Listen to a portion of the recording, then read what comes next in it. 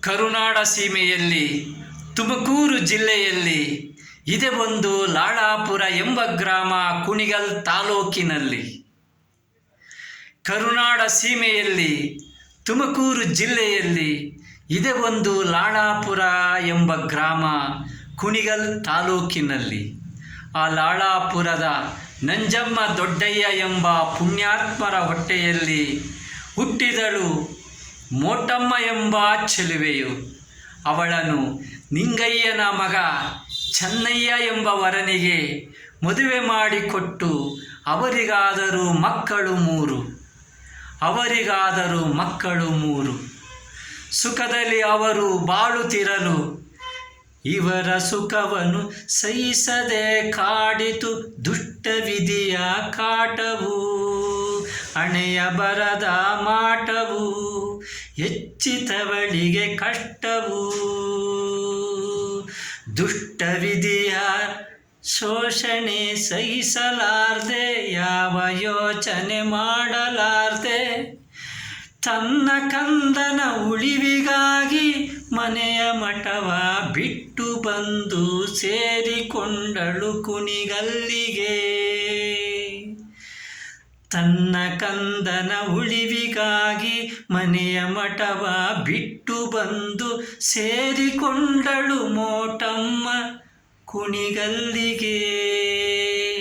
ಅಲ್ಲಿ ಜನರ ಕೂಡಿಕೊಂಡು ಕೂಲಿ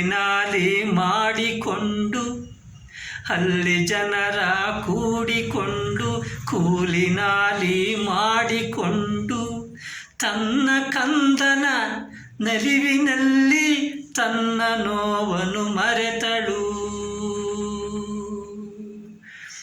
ಅದೃಷ್ಟ ನಂಬದೆ ಇಷ್ಟಪಟ್ಟು ಕಷ್ಟವನ್ನು ಮೆಟ್ಟಿ ಗೆದ್ದು ಬಾಳಿದಳು ಮೋಟಮ್ಮ.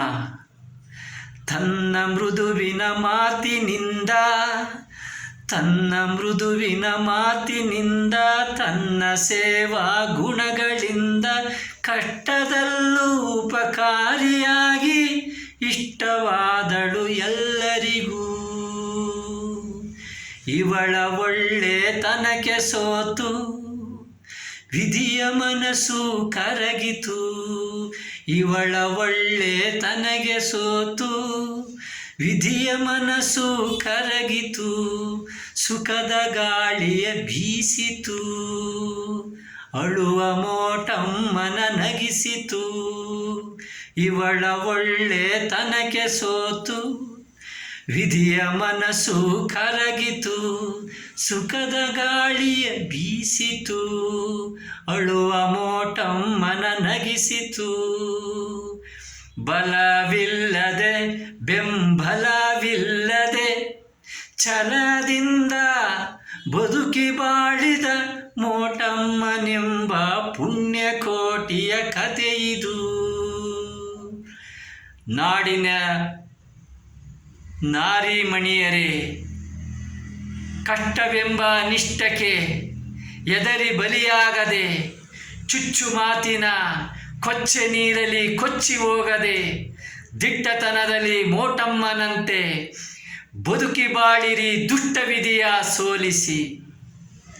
ಬಲವಿಲ್ಲದೆ ಬೆಂಬಲವಿಲ್ಲದೆ ಛಲದಿಂದ ಬದುಕಿ ಬಾಳಿದ ಮೋಟಮ್ಮನೆಂಬ ಪುಣ್ಯಕೋಟಿಯ ಕಥೆಯಿದು.